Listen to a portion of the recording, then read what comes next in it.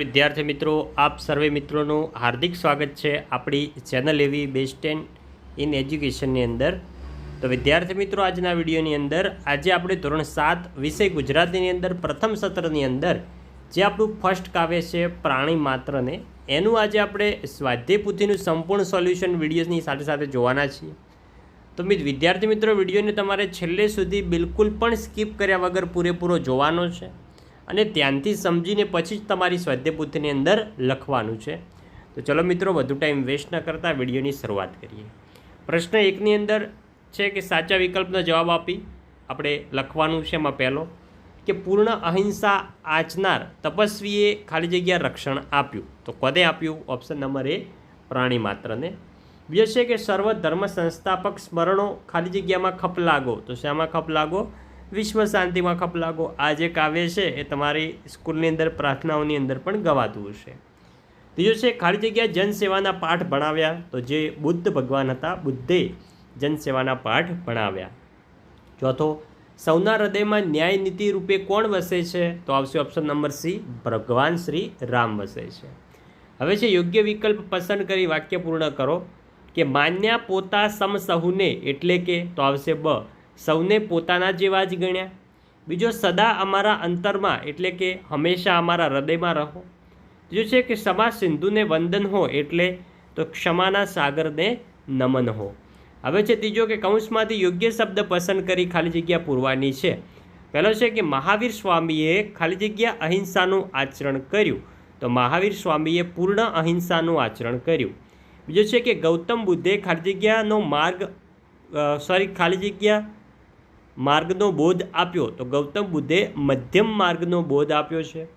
ત્રીજો છે ખાલી જગ્યા શ્રી કૃષ્ણ સંસારમાં રહીને પણ અલિપ્ત રહ્યા, તો આવશે યોગી શ્રી કૃષ્ણ સંસારમાં રહીને પણ અલિપ્ત રહ્યા। ચોથો છે હજરત મોહમ્મદ પયગંબર રહમનેકીના પરમ પ્રચારક હતા। પાંચમો છે સઘળા કામો કર્યા છતાંય રહ્યા હંમેશા નિર્લેપી। હવે છે આપણે જોડકા જોડવાના છે। તો પ્રેમ ધર્મના સ્થાપક, તેમાં આવશે ક, ઈસુ ખ્રિસ્ત।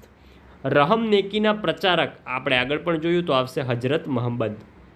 પવિત્રતાની મૂર્તિ, તો આવશે ડ, યશો જરથુષ્ટ। સંન્યાસીનો ધર્મ ઉજાડ્યો, તો આવશે અ, ભગવાન બુદ્ધ। પૂર્ણ અહિંસક રહ્યા, તો આવશે બ, મહાવીર સ્વામી। હવે છે એક એક વાક્યમાં આપણે જવાબ લખવાના છે। કે પ્રાણી માત્રને કોણે રક્ષણ આપ્યું? તો પ્રાણી માત્રને તપસ્વી મહાવીરે રક્ષણ આપ્યું। બીજો, અહિંસાનો શો અર્થ થાય? તો મન, વાણી અને કર્મથી હિંસાનો કરવી તે અહિંસા। ત્રીજો છે કે સંન્યાસીનો ધર્મ ઉજાડ્યો, એ શબ્દો કોના માટે વપરાયા છે? તો સંન્યાસીનો ધર્મ ઉજાડ્યો એ શબ્દો ભગવાન બુદ્ધ માટે વપરાયા છે। ચોથો, જીવતરમાં રામે કઈ ટેક પાડી હતી? તો જીવતરમાં રામે એક પત્ની વ્રતની ટેક પાડી હતી। પાંચમો છે એક પત્ની વ્રત એટલે શું? તો એક પત્ની વ્રત એટલે જીવનભર એક જ પત્નીને વફાદાર રહેવાનું વ્રત। છઠ્ઠો છે કર્મ કરવા છતાં કોણ અનાસક્ત રહ્યું છે? તો કર્મ કરવા છતાં યોગી શ્રી કૃષ્ણ અનાસક્ત રહ્યા છે।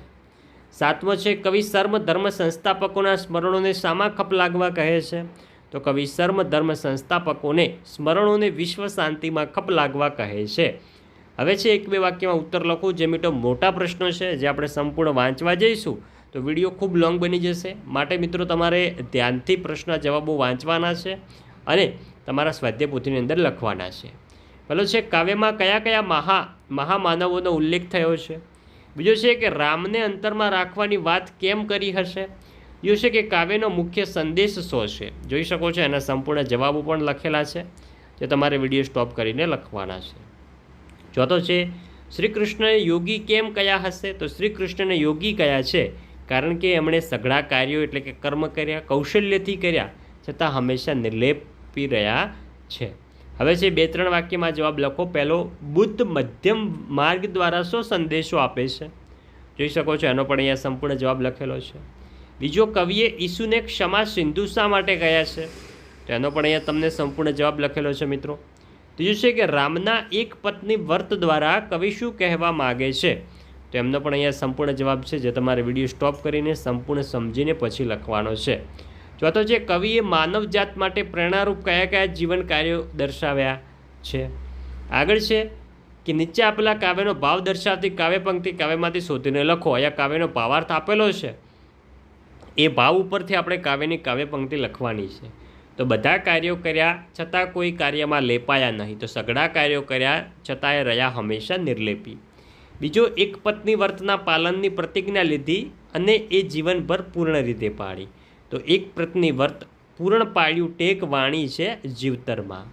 બીજો, સંન્યાસીના ધર્મને ઉજાડનાર તપસ્વી બુદ્ધને નમસ્કાર હજો.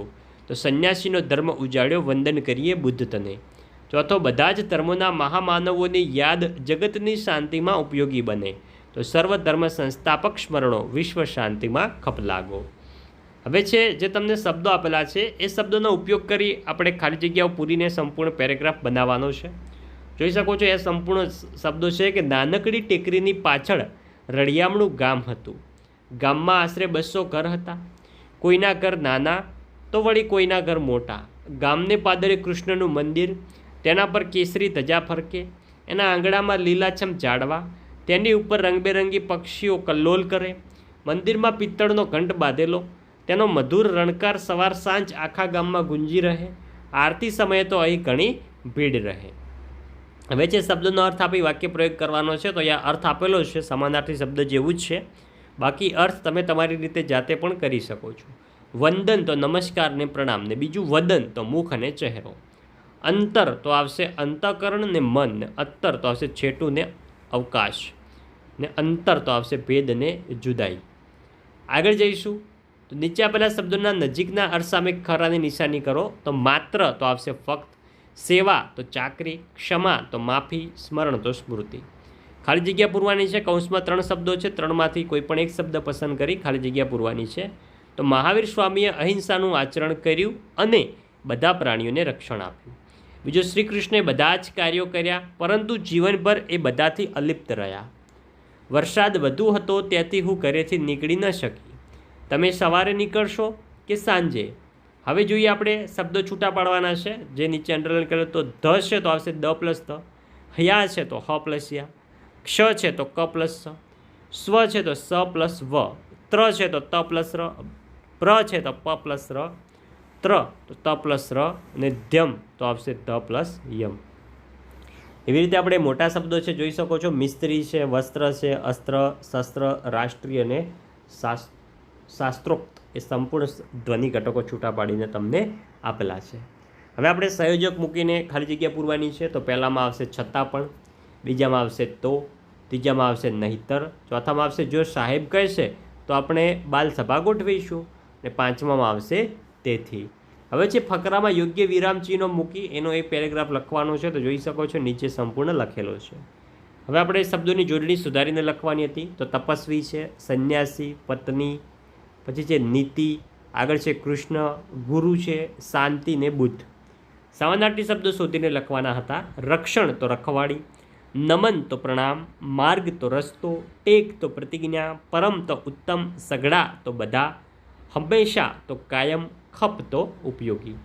આગળ વધીશું. વિરુદ્ધાર્થી શબ્દ. પૂર્ણ તો અપૂર્ણ, ધર્મ તો અધર્મ, નીતિ તો અનીતિ, પવિત્રતા તો અપવિત્રતા, સ્મરણ તો વિસ્મરણ, પોતાનું તો પારકું.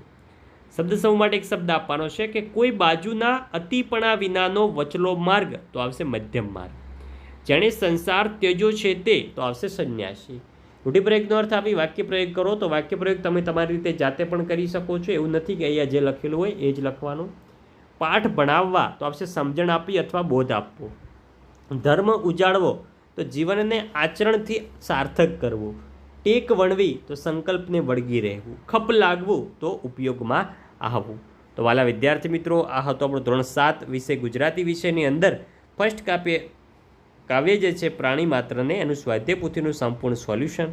વિદ્યાર્થી મિત્રો, વિડીયો સારો લાગ્યો હોય અચૂકથી લાઇક કરજો. ચેનલ ઉપર નવા હોય ચેનલને પણ સબસ્ક્રાઈબ કરજો. અને નેક્સ્ટ હવે તમારે કયા વિષયની સ્વાધ્યાય પોથીનો કયા ચેપ્ટરનો વિડીયો જોવે છે એ પણ કોમેન્ટ કરીને જજો, જેથી કરીને વહેલામાં વહેલી તકે અમે તમારા માટે તે વિડીયો લાવી શકીએ. મળીશું આવનાર વિડીયો સાથે. ત્યાં સુધી આવજો. જય હિન્દ, જય ભારત.